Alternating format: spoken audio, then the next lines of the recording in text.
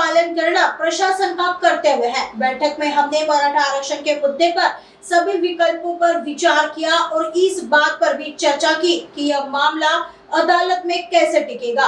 महिला पत्रकारों के साथ छेड़छाड़ कहीं ना कहीं उनके मुंह पर तमाचा है। मराठा समुदाय के आंदोलन में ऐसा पहले कभी नहीं हुआ। हालांकि देवेंद्र फडणवीस ने कहा है कि यह बेहद निंदनीय है। देवेंद्र फडणवीस ने पुणे में एक पुल के उद्घाटन के दौरान पत्रकारों से बातचीत की।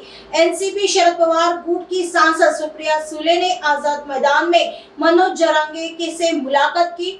इस बारे में पूछे जाने पर देवेंद्र फडणवीस ने कहा, राजनीतिक पुलिसिंग बंद होनी चाहिए। सत्ता में रहते हुए उन्होंने मराठा समुदाय के लिए कुछ क्यों नहीं किया?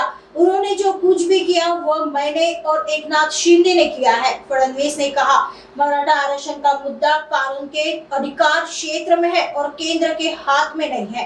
पहले दिन व्यापारियों ने हंगामा करने वाले आंदोलनकारियों के कारण अपनी दुकानें बंद कर दी थी। फिर उन्होंने तुरंत हम पर भूखा मारने का आरोप लगाया, लेकिन ऐसा नहीं था। दुकानें इसलिए बंद थी क्योंकि कुछ लोगों ने हंगामा करने की कोशिश की थी। हमने उन व्यापारियों से कहा था कि हम यहाँ पुलिस सुरक्षा मुहैया कराएंगे और दुकानें खुली रखी जाए और अब दुकानें खुल गई है।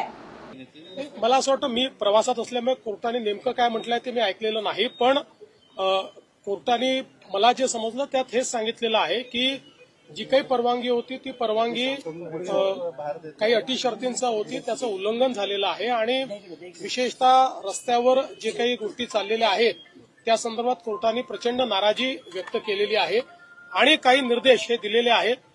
जे काही कोर्टाचे निर्देश आहेत ते पालन करणं हे प्रशासनाला क्रमप्राप्त आहे। प्रशासन कोर्टाच्या निर्देशाचं उचित पालन करेल।